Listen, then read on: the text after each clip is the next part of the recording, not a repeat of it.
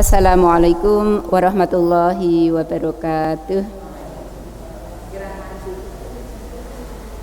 Alhamdulillahirabbil alamin. Innal hamdalillah nahmaduhu wa nasta'inuhu wa nastaghfiruh wa na'udzu billahi min syururi anfusina wa min sayyiati a'malina. May yahdihillahu fala mudhillalah wa may yudlil fala hadiyalah. Asyhadu an la ilaha illallah wahdahu la syarikalah wa asyhadu anna Muhammadan abduhu wa rasuluhu la nabiyya ba'dah. Allahumma shalli ala sayyidina Muhammad wa ala ali sayyidina Muhammad. Amma ba'du. Bapak yang kami hormati, ibu-ibu yang dirahmati oleh Allah Subhanahu wa taala, marilah kita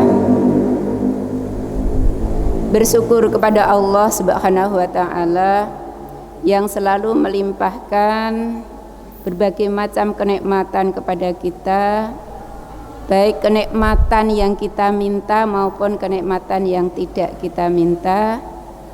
Setiap saat kita selalu merasakan berbagai macam kenikmatan Allah yang selalu mengalir, yang selalu kita rasakan. Kita syukuri dengan menggunakan kenikmatan tersebut sesuai dengan apa yang diperintahkan oleh Allah Subhanahu wa taala. Para ibu yang dimuliakan Allah, di sore hari ini ibu-ibu tentunya sudah zikir sore nggih Bu nggih.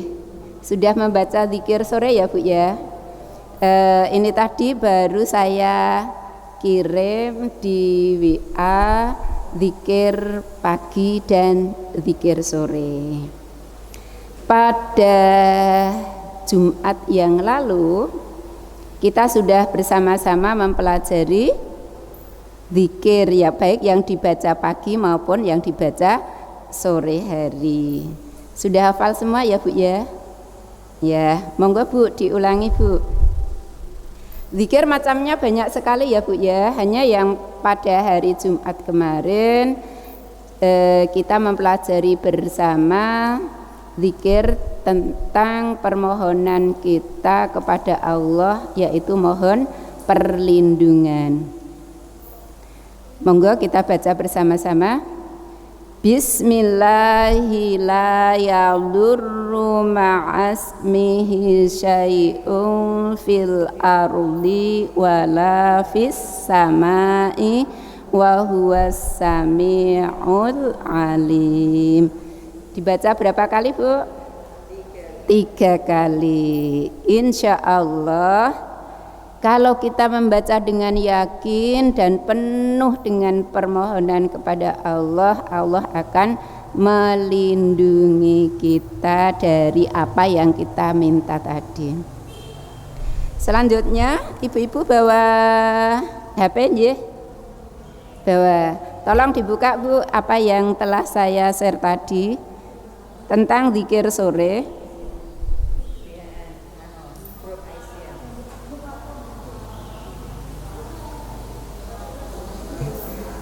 Kapan zikir sore itu dibaca? Itu ada beberapa pendapat. Ada yang berpendapat, ini para ulama ya Bu ya, ada yang berpendapat zikir sore dibaca ketika menjelang atau masuk waktu asar. Jadi sehabis sholat asar sampai maghrib, sampai matahari terbenam. Tapi juga ada yang mengatakan yaitu mulai matahari terbenam atau ba'da maghrib, yaitu waktu maghrib hingga pertengahan malam. Pertengahan malam dihitung dari waktu maghrib hingga subuh, misalnya 10 jam. Maka dihitung dari misalnya masuk waktu maghrib jam 6, kita hitung 7, 8, 9, 10, 11, kira-kira sampai jam 11 malam. Nah terus ibu bagaimana? Aku kok malah bingung, maca bar asar apa maca bar maghrib? Gak usah bingung Bu.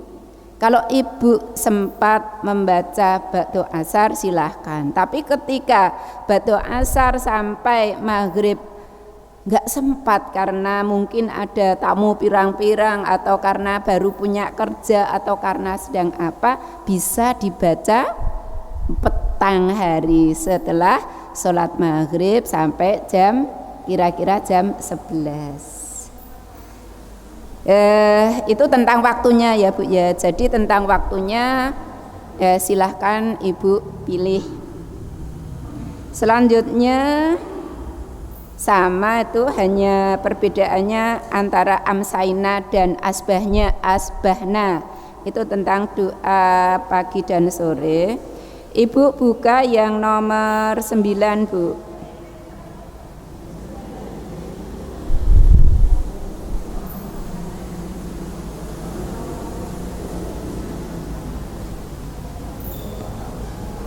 Sampun kepanggih.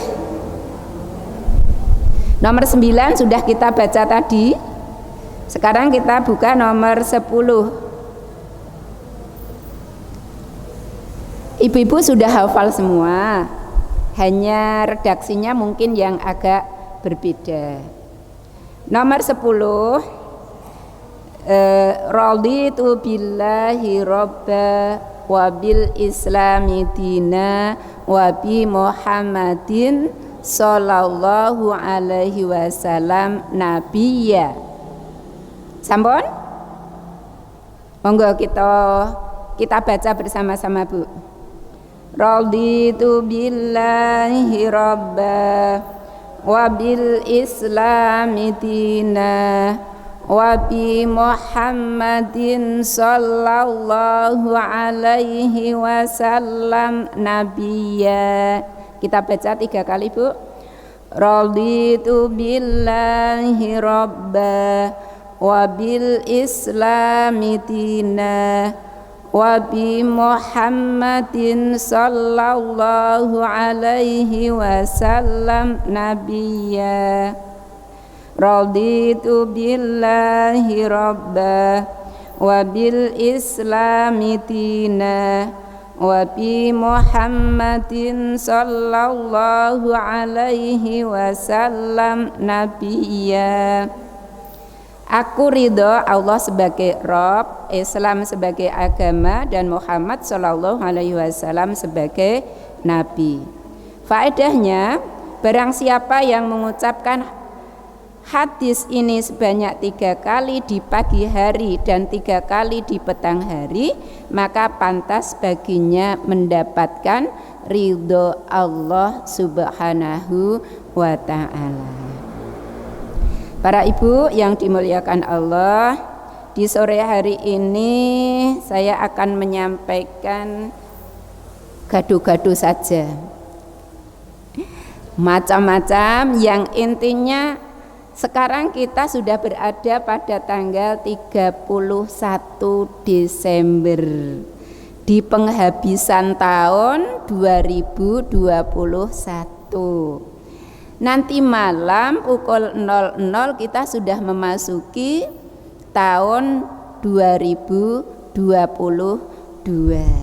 Kalau kita menghitung umur kita dengan perhitungan tahun Masehi, maka besok kita sudah berganti tahun.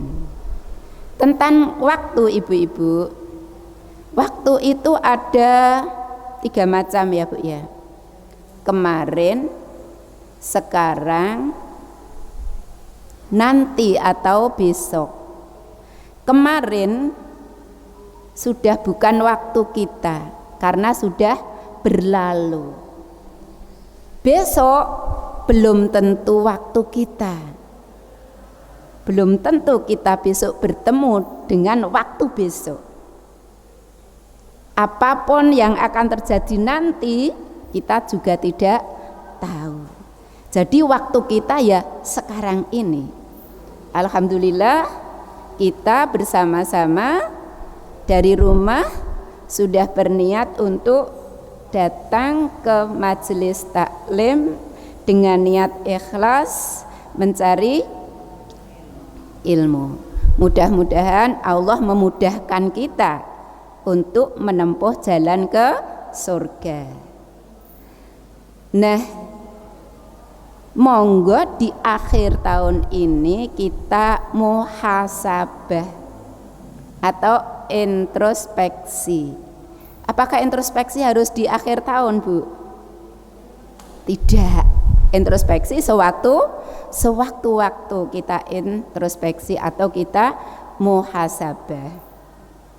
Allah berfirman di dalam surat Al-Hasr ayat 18 ya Ibu. A'udzu billahi minasyaitonir rajim.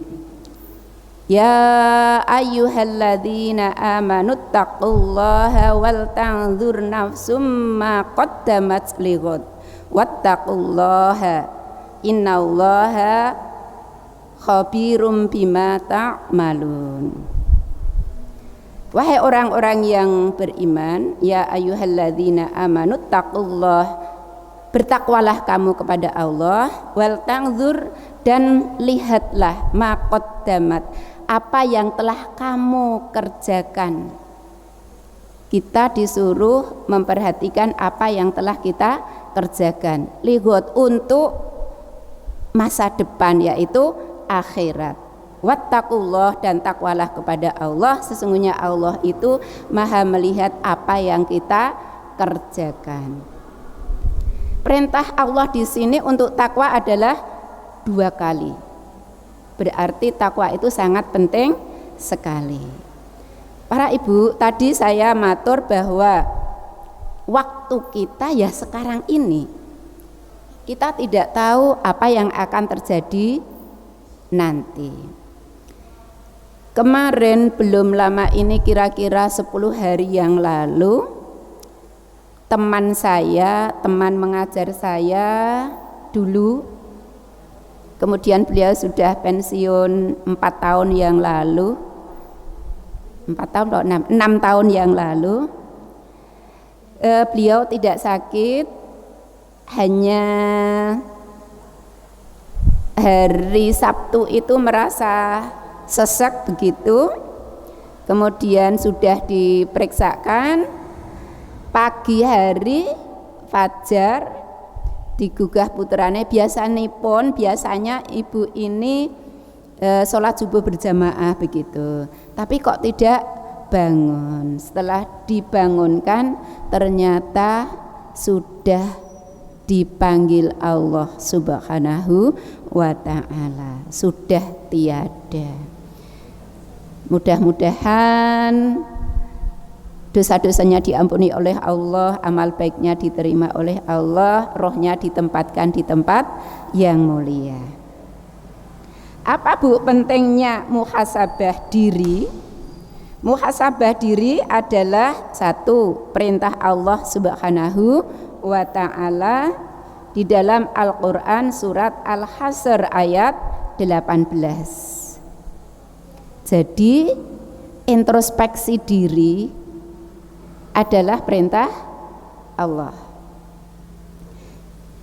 Jadi menjalankan perintah Allah akan mendapatkan pahala. Yang kedua, orang yang bermuhasabah termasuk orang yang bertakwa. Tadi karena melaksanakan perintah Allah, orang yang taat kepada Allah, maka dia akan termasuk orang yang bertakwa. Yang ketiga, hasil dari muhasabah adalah diri akan bertaubat. Karena mengapa? Dengan muhasabah, dengan mengoreksi diri sendiri, introspeksi diri sendiri, maka akan melihat kesalahan-kesalahan diri sendiri. Kesalahan terhadap suami, kesalahan terhadap anak-anak, kesalahan terhadap teman, kesalahan terhadap tetangga, atau maksiat diri sendiri, mendolimi diri sendiri, semua akan terlihat, sehingga menyadari kesalahannya. Setelah metani awake dhewe, ya Allah, kok aku mau ngono yo, kok saya tadi bermuka masam ya, Aku mau neng pengajian kok ngono yo, kok menyakitkan hati teman ya misalnya. Dengan mengetahui kesalahannya, mengakui kekurangannya, mengakui dosanya, maka dia akan bertaubat.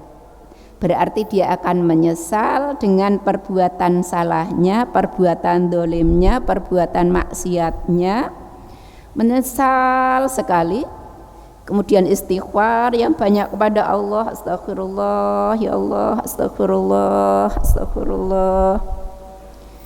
Kalau memang pernah menyakiti orang lain, mungkin dengan kesadaran dia terus menghubungi orang yang disakiti.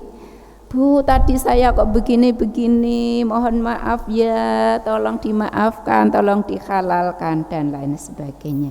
Maka hati akan plong, Bu, tidak ganjel lagi. Setelah itu menyesali, nggih, tadi sudah menyadari kesalahannya, menyesali, kemudian bertaubat. Setelah itu maka ditutup perbuatan-perbuatan yang salah tadi dengan amal yang lebih baik.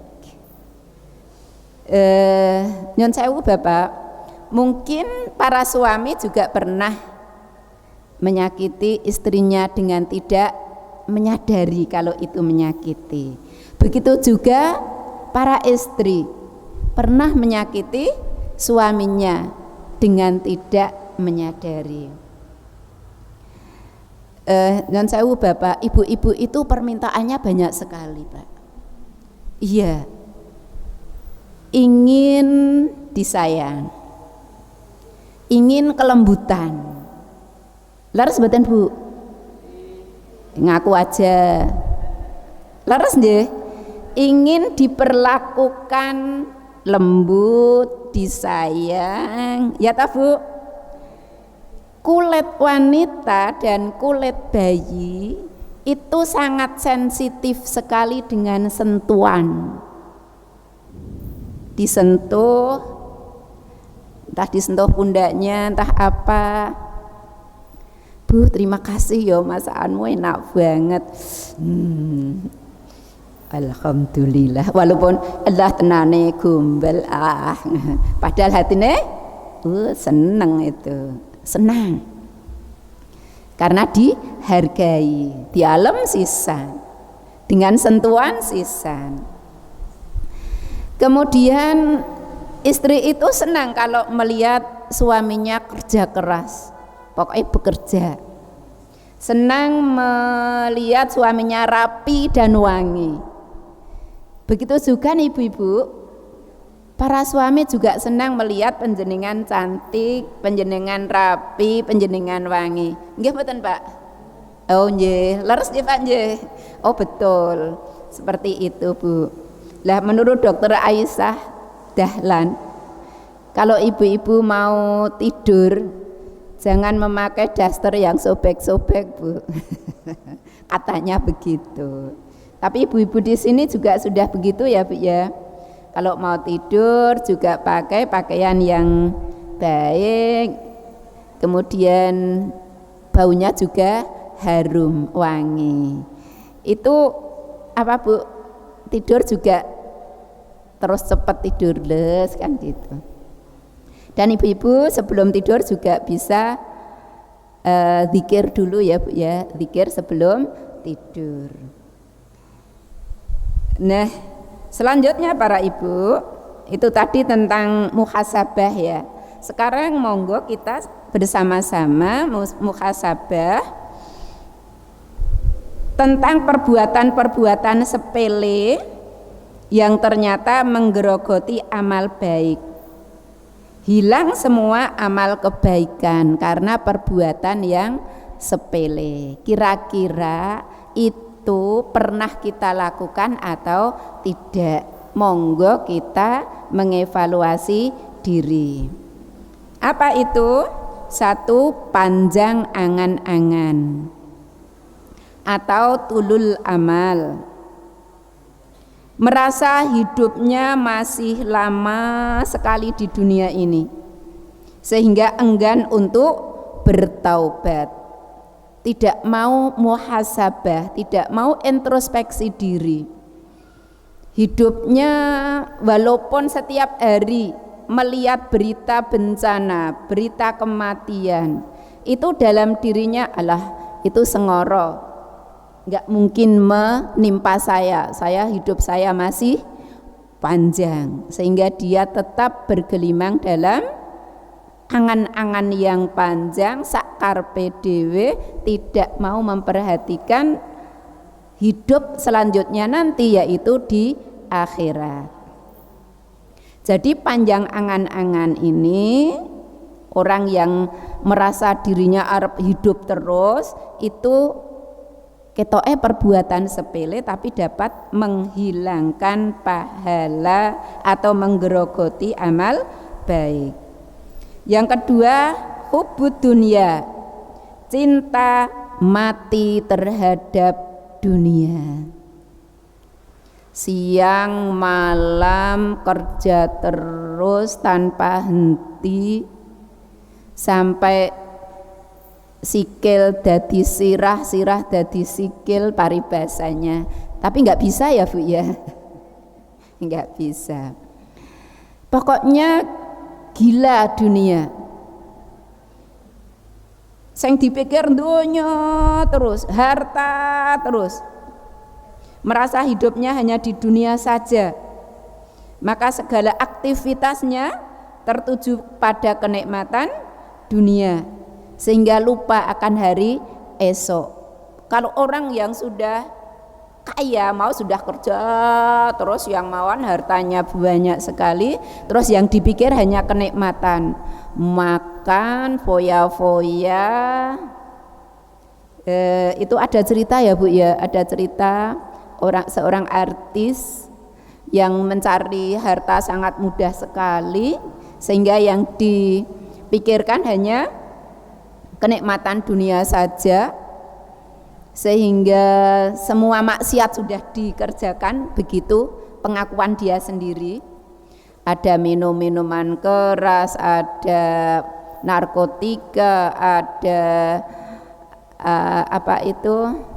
zina dengan siapa saja, makan apa saja dilakoni, yang haram yang halal, pokoknya enggak mikir itu halal atau itu haram. Jadi menggunakan hartanya dengan kemewahan yang penuh kemaksiatan. Yang ketiga, qillatul haya atau sedikit rasa malunya. Sedikit rasa malunya. Jika seseorang telah kehilangan rasa malu, maka akan melakukan apa saja tanpa takut dosa, karena malunya sudah hilang. Yang keempat, qaswatul qulub atau hati yang keras. Kerasnya hati kadang melebihi keras dari batu karang. Jadi kerasnya hati kadang lebih keras dari batu karang. Sulit menerima nasihat. Maka kita mohon kepada Allah agar hati kita halus, hati kita lembut. Bisa dengan menyebut asma Allah yang itu, Ya Latif, Ya Latif, Ya Latif, wahai Zat yang maha lembut, Ya Latif, Ya Latif, Ya Latif. Terserah ibu mau berdoa apa. Ya Latif, wahai Zat yang maha lembut, Ya Allah yang maha lembut, lembutkan hati saya. Ya Allah, jadikan hati saya halus dan lembut, hati yang mudah menerima petunjuk-petunjukmu, hati yang mudah menerima ajaran-ajaranmu dengan baik dan benar. Misalnya begitu. Kita berdoa kepada Allah Subhanahu wa ta'ala. Allah itu senang apabila hambanya meminta kepadanya. Tapi manusia sedih nek ana tanggane njaluk terus. Iya enggak Bu? Kalau minta sekali, 2 kali, 3 kali, 4 kali, 5 kali, 10 kali mungkin. Tapi kalau saben dina njaluk terus, sebel mboten Bu? Sebel. Tapi kalau Allah tidak. Setiap saat panjenengan minta terus, Allah makin cinta. Makin cinta. Maka berdoa itu penting sekali.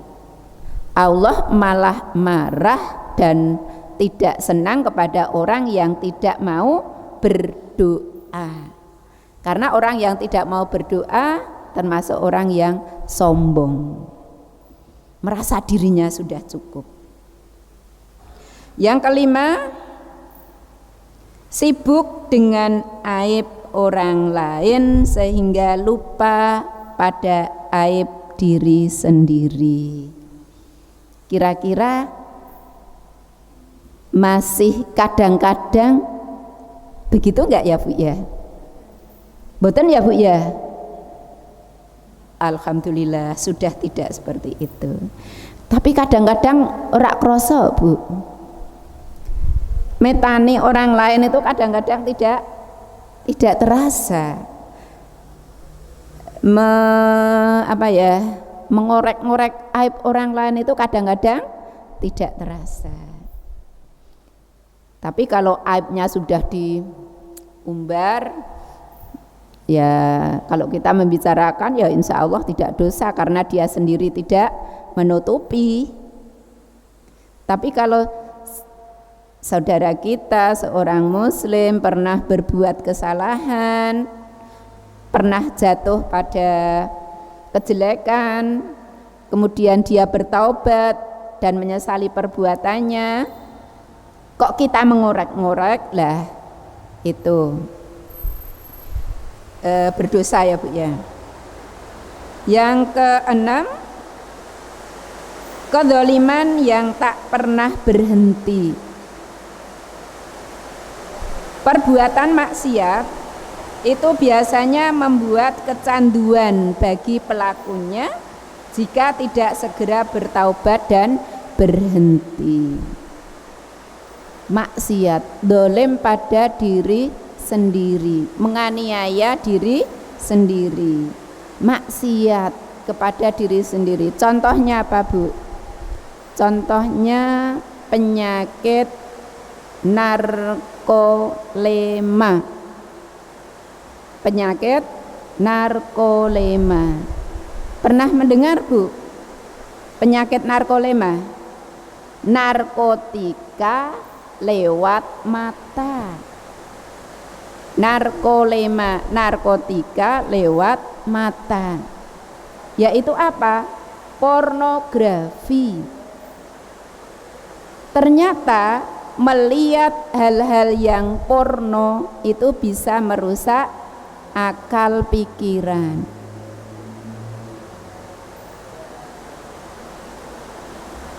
Ibu-ibu, tentang pornografi ini ada beberapa level. Saya bukakan ini Bu. Bukakan YouTube Bu.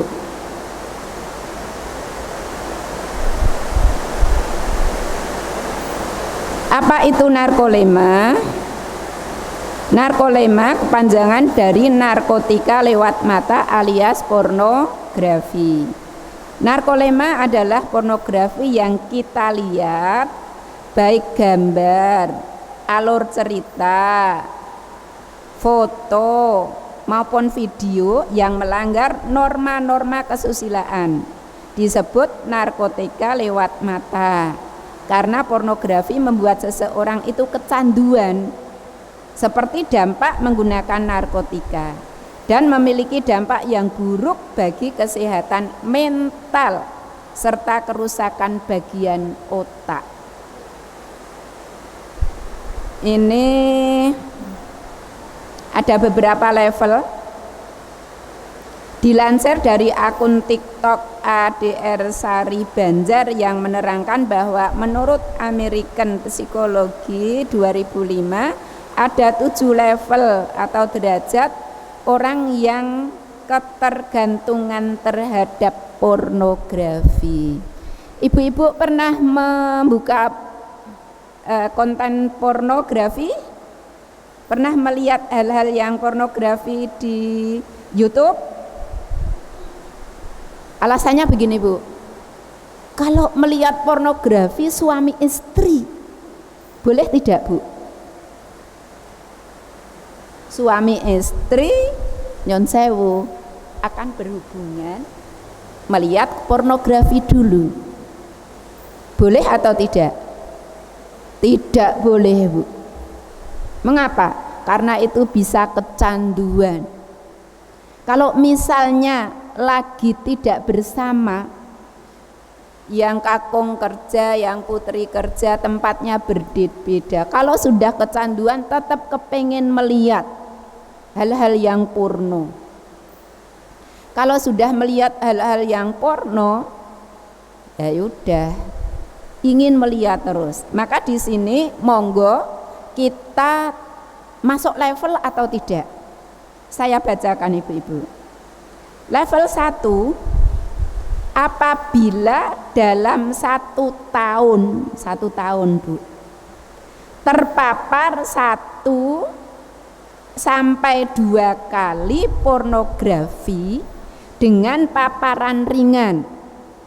Contohnya, saat kita hendak membrowsing sesuatu, namun yang muncul lintasan-lintasan iklan yang berbau pornografi dan kita melihatnya. Setahun hanya 1 atau 2 kali melihat, itu termasuk sudah level 1. Nanti bertanya pada diri sendiri, aku masuk level atau enggak? Mudah-mudahan tidak masuk level. Jadi kalau mau browsing, mau melihat apa, kok ada itu, udah enggak usah dilihat, apalagi membuka. Dilihat aja, enggak usah dilewati. Karena sekarang pasti ada iklannya saru-saru ya Bu ya. Iya Bu, iklan pengajian dong sore buka pengajian. Ini sore iklan, ada iklan saru-saru. Astagfirullahaladzim. Lewati saja, enggak usah dilihat. Level 2 Bu, dalam 1 tahun terpapar 2 sampai 6 kali terpapar pornografi dengan fantasi yang ringan. Itu kalau tadi 1 tahun 1 sampai 2 kali itu level 1. Level 2, 1 tahun terpapar 2 sampai 6 kali.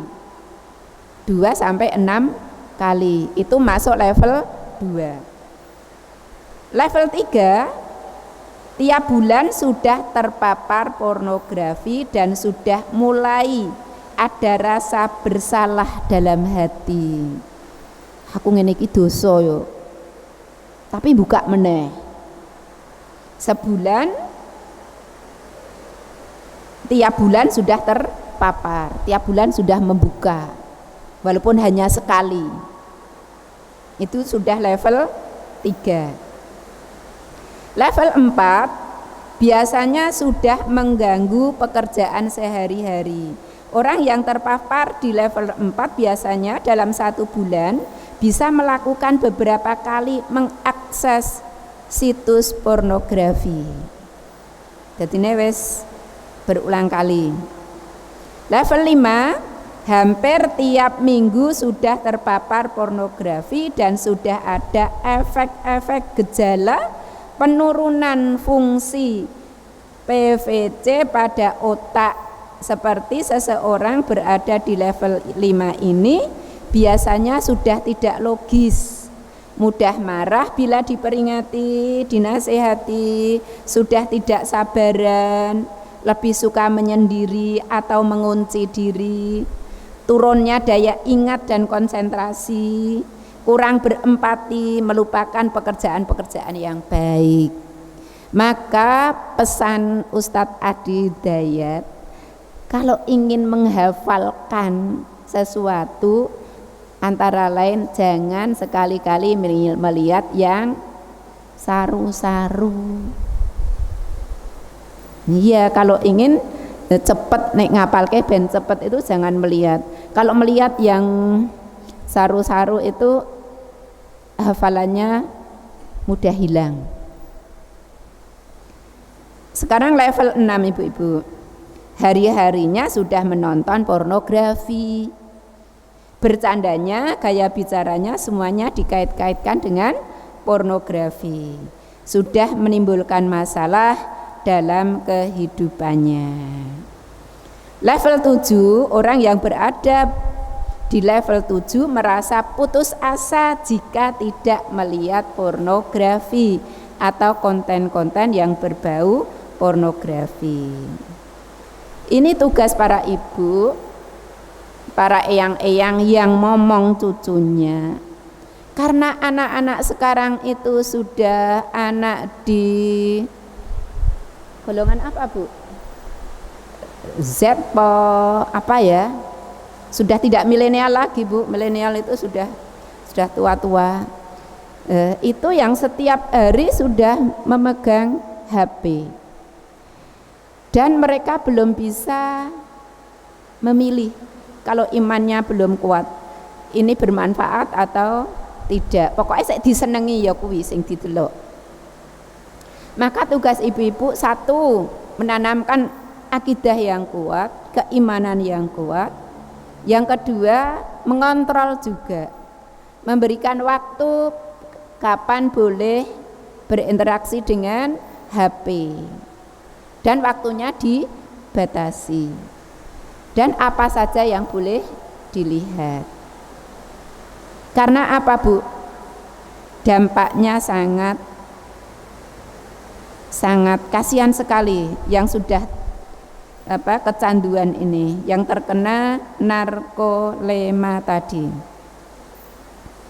Dampak narkolema ini tidak bisa dianggap ringan karena jika seseorang sudah kecanduan pornografi dapat merusak 5 bagian otak, terutama bagian pada prefrontal cortex. Bagian otak ini berada di paling depan otak manusia dekat tulang dahi. Berarti di sini ya, Bu ya. Fungsi PFC ini sendiri adalah sebagai manajernya otak, pusat logika yang membandingkan hal baik dan buruk, mengontrol emosi, mengambil keputusan, konsentrasi, merencanakan masa depan maupun empati kepada sesama. PFC ini juga bagian otak yang berfungsi membedakan pemikiran atau perilaku manusia dengan hewan. Kerusakan otak akibat narkolema sendiri akan mengakibatkan seseorang mudah bosan, merasa sendiri, temperamental, marah, tertekan, dan lelah.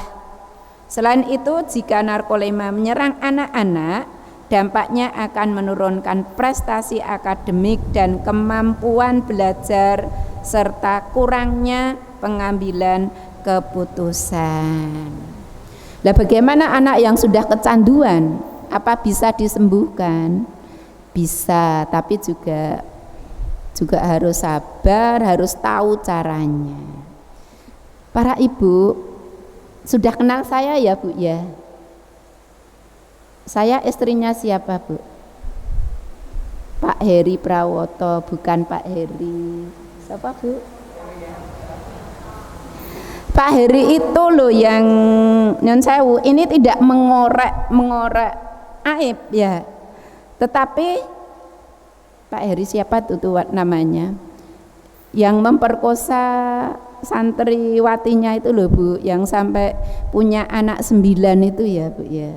Sampai melahirkan 9 bayi itu ya, Bu ya. Mudah-mudahan beliau tobat walaupun terpaksa. Mengapa terpaksa? Karena tobatnya setelah di penjara. Setelah di penjara, mudah-mudahan dalam penjara beliau tobat, betul-betul tobat, dan bisa memperbaiki kelakuannya. Tapi para ibu, kok kok sampai tega seperti itu, apa yo ndelok pornografi ya. Wallahu a'lam, nggak tahu. Karena dampak pornografi bagi orang-orang, ya tidak hanya bagi orang-orang, bagi anak-anak juga, bagi anak-anak sudah merusak otaknya tadi, bagi orang tua itu sudah tidak bisa berpikir benar dan salah, sehingga ada berita ayah memperkosa anaknya sendiri sampai punya anak sisa, padahal anak kandung. Na'udzubillah min dzalik. Seorang adik memperkosa kakaknya, nggawa koncone sisan. Sangat rusak sekali, Bu. Kemudian ada berita lagi, rame-rame memperkosa seorang gadis. Itu biasa ibu-ibu dengar ya, berita-berita seperti itu. Sangat meresahkan sekali, merusak generasi muda, padahal kita butuh generasi muda yang berkualitas untuk membangun negara, untuk memperkuat dinul Islam. Nah, para ibu, dari apa yang saya sampaikan tadi, saya tadi matur gado-gado jadi macam-macam. Yang intinya monggo kita sering-sering introspeksi agar kita bisa mengetahui kesalahan-kesalahan dan kekurangan kita, sehingga kita bisa memperbaiki diri untuk hidup yang akan datang, yaitu di akhirat kelak. Kita punya bekal yang cukup agar hidup kita baik di dunia maupun di akhirat selalu dalam keadaan baik. Rabbana atina fid dunya hasanah wa fil akhirati hasanatan wa qina adzabannar. Itu doa yang kita panjatkan kepada Allah Subhanahu wa ta'ala agar kita diberi kebaikan di dunia dan di akhirat dan terhindar dari siksa api neraka. Demikian ibu-ibu, menanti malam sebaiknya kita tidak usah ikut-ikutan merayakan dengan berhura-hura, dengan nyumet atau menyalakan kembang api. Daripada untuk beli kembang api, lebih baik untuk infak, karena itu enggak ada gunanya, mubadir begitu. Itu saja yang bisa saya sampaikan. Apabila ada salahnya terhadap ibu-ibu, saya mohon maaf yang sebesar-besarnya. Bila ada salahnya apa yang saya sampaikan, saya mohon ampun kepada Allah Subhanahu wa ta'ala. Wabillahi taufiq wal hidayah. Assalamualaikum warahmatullahi wabarakatuh.